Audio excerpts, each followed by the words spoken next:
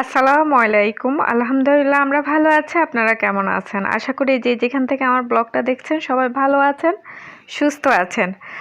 গতকালকে যে ব্লগটা শেয়ার করেছিলাম ওটা দুপুরের ব্লগ ছিল, আর আজকে যেটা শেয়ার করছি ওটা হচ্ছে বিকালেরটা। গতকালকের বিকালের পরে আর কি। বিকালে তো আর কোনো শ্যুট করিনি, রাতের খাওয়ারটাই আপনাদের সাথে শেয়ার করলাম। তো হঠাৎ করে আমরা সিদ্ধান্ত নিলাম যে রাতের খাওয়ারে চাউমিন রান্না করব। তো আমার ঘরে সস তেমন একটা নেই। চাউমিন রান্না করতে অনেকগুলো সস লাগে বিভিন্ন রকমের।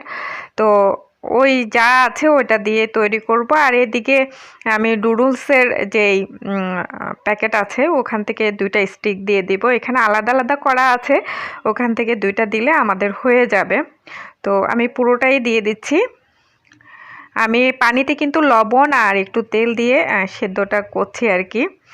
আর পাশের আমাদের আর কি রান্নাঘরের পাশে যেই বিল্ডিংটা আছে ওখানে বিয়ে অনুষ্ঠান হচ্ছে, তো ওখানে গান বাজনা হচ্ছে, এদিকে আমি রান্না করছি।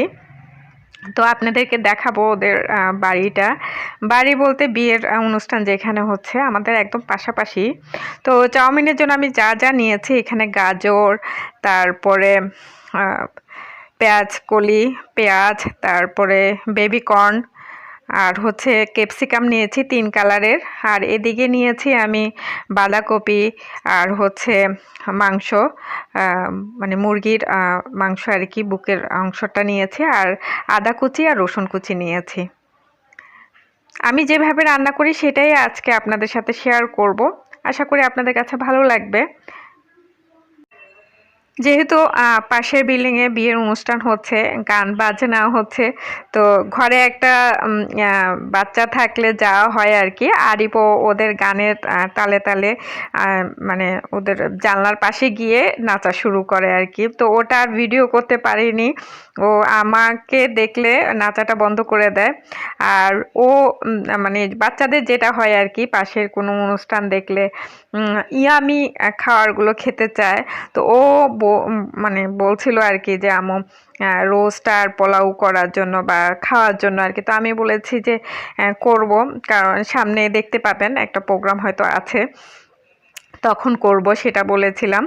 তো এর মধ্যে হারিবের বাবা বললো যে চলো। আমি একটা রেসিপি দেখছিলাম আর কি, হঠাৎ করে দেখলাম যে চাউমিনের। তো আমি বললাম যে খেতে মন চাইছে। তো এর মধ্যে কিন্তু ঘরের মধ্যে নুডলস ছিল না। তো আরিবের বাবা গিয়ে ইনস্ট্যান্ট নিয়ে এসেছে, এবং তৎক্ষণাৎই আমরা সিদ্ধান্ত নিলাম যে মানে চাউমিন খাবো আর কি। তো এইখানে নুডলসটা দিয়েই করছি আমি। তো এখানে তো সেদ্ধ হয়ে গিয়েছে, আমি নামিয়ে রেখেছি। আর এখানে তেল দিয়ে দিলাম, তেলের মধ্যে আমি আদা কুচি আর রসুন কুচি দিয়ে একটু ভেজে নিয়েছি। এখন গোস্তের যে টুকরোগুলো আছে বোনলেস, ওগুলো দিয়ে দিলাম, এগুলো একটু ভেজে নিব। ভেজে নেওয়ার পরে একে একে সব সবজি দিব, আমি দিয়ে ভেজে নিব। এই এমনি সাধারণত যা করা হয় আর কি, যেভাবে করা হয় সেভাবে রান্না করি। এটা আমি আরও কয়েকবার আপনাদের সাথে শেয়ার করেছি। আজকে যেহেতু আবার করছি, আজকে আপনাদের সাথে শেয়ার করলাম, ভিডিও করা হয়েছে এই জন্য আপনাদের সাথে শেয়ার করছি। আর আমি একটু লবণ দিয়ে নিয়েছি, আর আমি এখানে সয়া সস দিব, উস্টার সস দিব, আর হচ্ছে টমেটো সস দিব। আর অন্য কোনো সস আমার ঘরে নেই আর কি আপাতত। তো এই 3টা সসই আমি ব্যবহার করব। আর লবণ আমি একটু আন্দাজ মতোই দিয়েছি, আর যেহেতু সসগুলোতে লবণ আছে দেখে তারপর পরে দেওয়া যাবে। তো এইখানে বাঁধাকপিগুলো দিয়ে দিলাম, আর গাজর দিয়ে দিলাম, এগুলো যেহেতু একটু শক্ত, আর পেঁয়াজ কুচিটা দিয়ে দিলাম, আর বেবিকর্নটাও দিয়ে দিয়েছি। এইগুলো একটু ভেজে নেব। সাধারণত চাইনিজ খাবারগুলো একটু চুলার জালটা বাড়িয়ে দিয়ে করা হয়। আর আমার কড়াইটার একটা সমস্যা হচ্ছে যে চুলার জালটা যদি বাড়িয়ে দেওয়া হয় তাহলে সাইড দিয়ে কালো কালো আপনারা দেখতে পাচ্ছেন, কালো হয়ে যায়। পরে আবার পরিষ্কার করলে আবার ঠিক হয়ে যায়, জানি না এরকম কেন। তো এই জন্য বাড়িয়ে কমিয়ে আমি ব্যালেন্সটা ঠিক করছি আর কি। তো আমি এগুলো ভেজে নিই।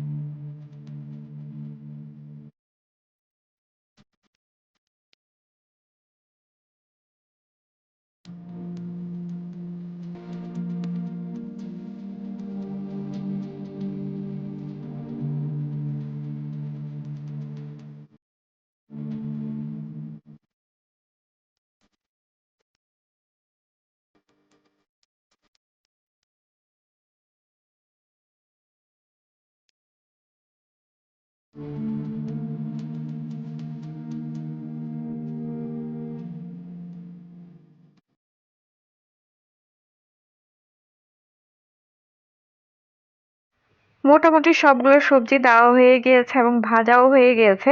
সবার শেষে আমি পেঁয়াজ কলিটা দিয়ে দিচ্ছি। এটা যেহেতু নরম, ভাজার সাথে সাথেই ভাজা হয়ে যাবে, মানে তেলে দেওয়ার সাথে সাথে আর কি নরম হয়ে যাবে, এই জন্য সবার শেষে দিয়েছি। এর মধ্যে আপনারা দেখেছেন আমি সসগুলো দিয়েছি, এখানে উস্তার সস, এমনি টমেটো সস আর হচ্ছে সয়া সস দিয়ে দিলাম, দিয়ে ভেজে নিয়েছি। আর এখন আমি নুডলসগুলো দিয়ে দিব। আর আপনারা চাইলে ঘরে তৈরি করা নুডলসও দিতে পারেন, কারণ রেস্টুরেন্টগুলোতে ওরা নিজেরাই তৈরি করে এই চাউমিনটা রান্না করে আর কি, এই জন্যই টেস্টটা অন্যরকম হয়। মানে ওরা নিজেরা মেশিনের সাহায্যে, মেশিন পাওয়া যায় এখন, অ্যাভেলেবেল পাওয়া যায় এই মেশিনগুলো। আমার তো নেই, আমার থাকলে হয়তো আমি ঘরে করে আপনাদের সাথে শেয়ার করতাম। আর কিনাটা তেমন একটা ভালো হয় না, তারপরও নাই মামা আছে, কানা মামা অনেক ভালো, এই অবস্থা আর কি। যেহেতু এখন রেস্টুরেন্টে যাওয়া হয় না, খাওয়া হয় না, সব কিছু মিলিয়ে একটু রেস্টুরেন্টের স্বাদ নেওয়া আর কি। তো খেতে মন চেয়েছে, আপনাদের সাথেও শেয়ার করলাম। খেয়েছি মজা করে, আরিফ খুব পছন্দ করেছে। তো আমি সবগুলো নুডলস দিয়ে দিলাম যেগুলো করেছি। তো এদিকে দেখতে পাচ্ছেন আরেকটা খুন্তি দিয়ে কিন্তু নাড়াচাড়া হচ্ছে, এটা আরিফের বাবা কিন্তু করছে। মানে ও আমাকে বলল যে তোমার নাড়ানো হচ্ছে না, এটা দিয়ে নাড়াও। তো আমি খুন্তি দিয়ে, চিকন খুন্তি দিয়ে নাড়াচ্ছি আর কি, এই অবস্থা। আর যারা রান্না পারে তাদের তো আর কোনো কথাই নেই, আসবেই। এবং মানে কি বলবো, এমনে হয় না অমনে হয় না, এটা বলতেই হবে আর কি। তো যাই হোক, আমাকে দেখিয়ে দিয়েছে যে চিকন খুন্তিটা দিয়ে নাড়ানোর জন্য। তো আমি ভালো করে নেড়ে চেড়ে নিচ্ছি। আর আপনি যতটা ভালো করে নাড়িয়ে এটা মিশিয়ে নিতে পারবেন ততটাই মজা হয় আর কি। আর এদিকে আমি কিন্তু আরিফের বাবার জন্য রুটি সেঁকে নিচ্ছি।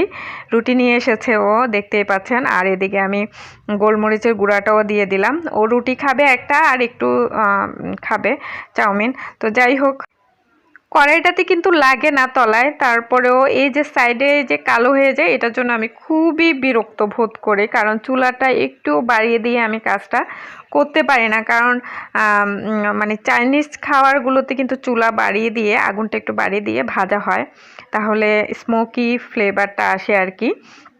জানি না কেন মানে পাতিলের এই অবস্থা হয়। তো এই জন্য খুব বিরক্ত হচ্ছি আমি।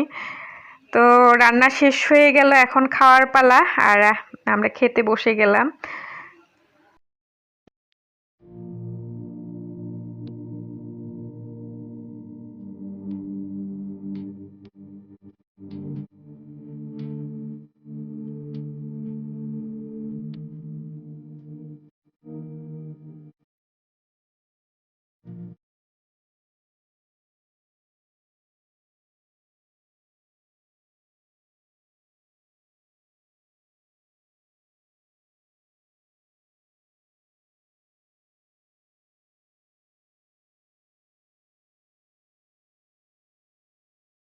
দেখতেই পাচ্ছেন, হ্যাঁ, যেমন দেখতে সুন্দর হয়েছে, খেতেও ওরকম ইয়ামি হয়েছে।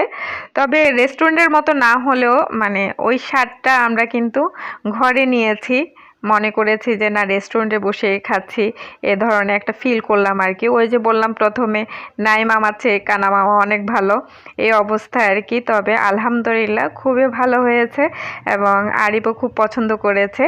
আর আপনাদেরকে বলি, আপনাদের যদি রেস্টুরেন্টের খাবার খেতে মন চায় তাহলে ঘরে বানিয়েই খাবেন, কারণ এখন তো এই মানে স্বাভাবিক অবস্থা নেই, অনেকেই সতর্কতা অবলম্বন করছে। তো আমরা খেতে বসে গিয়েছি। ঘরে যা আছে তা দিয়ে আপনারা করতে পারবেন। আর যেহেতু এখন শীতকাল সব সবজি পাওয়া যায়, সব ধরনের সবজি দিয়ে করতে পারবেন। আমার ঘরে ছিল, ক্যাপসিকামগুলো ছিল, নতুন পেঁয়াজকলি বের হয়েছে এনেছিল, এজন্যই করা। আর খেতে মন চেয়েছিল, আর আমার ছেলেটাও খুব খুশি হয়েছে। সব মিলিয়ে মানে আলহামদুলিল্লাহ রাতের খাবারটা খুবই ভালো হয়েছে। আমিও খেয়ে নিচ্ছি, আরিবও খেয়ে নিচ্ছে।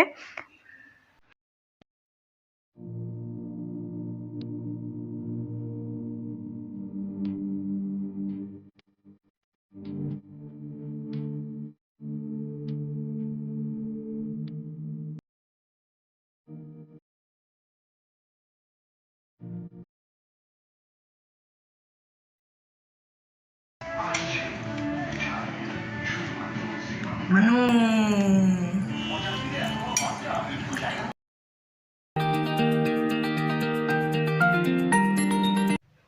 খাওয়া দাওয়ার পরে রান্নাঘরটাও একটু পরিষ্কার করে নিলাম। ওই যে জানলা দিয়ে দেখা যাচ্ছে পাশের বিল্ডিংয়ে বিয়ের অনুষ্ঠান হচ্ছে। আর আপনাদেরকে দেখিয়ে দিচ্ছি, এখন রাত 11টা বাজে। আমি একটু দেখে নিলাম ওদের কি অবস্থা। আরিব এদিক দিয়ে দেখছিল, সেই জন্য আপনাদের সাথে শেয়ার করা। এই যে একদম পাশের বিল্ডিংয়ে এখানে গান নাচ সব কিছুই হচ্ছে। আরিব ঘরের মধ্যে এদিকে জানলাটা খুলে দিয়ে ও নাচানাচি করে, এই অবস্থা আর কি। তো আজকের ব্লগটা যদি আপনাদের কাছে ভালো লাগে অবশ্যই একটা লাইক দিবেন এবং কমেন্ট করে জানাবেন আপনাদের কাছে কেমন লেগেছে। তো আগামী ব্লগ দেখার আমন্ত্রণ রইল। আজকে এখানেই শেষ করছি। আল্লাহ হাফেজ, সবাই ভালো থাকবেন।